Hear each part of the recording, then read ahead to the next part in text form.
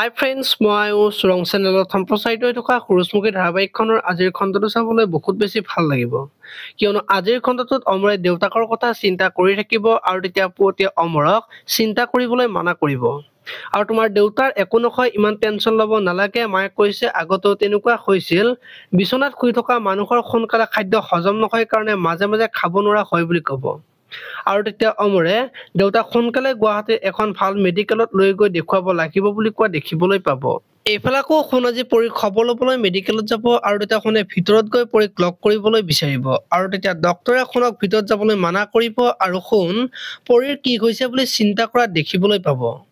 আনফালে আকৌ সোণ ঘৰলৈ যাব আৰু তেতিয়া দেউতাকে সোণক পৰীৰ ঘৰত গৈ খবৰ ল'বলৈ ক'ব আৰু তেতিয়া সোণে নালাগে দিয়া যাব বুলি ক'ব।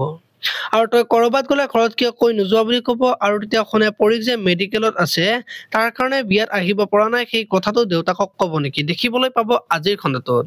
আপোনালোকে সুৰুজমুখী ধাৰাবাহিকখন চাই কেনেকুৱা পাই কমেন্ট কৰি জনাব আৰু যদি আপোনালোকে এতিয়ালৈকে চেনেলটো ছাবস্ক্ৰাইব কৰা নাই তেতিয়াহ'লে চেনেলটো ছাবস্ক্ৰাইব কৰি বেল আইকনটো প্ৰেছ কৰি দিব। ধন্যবাদ।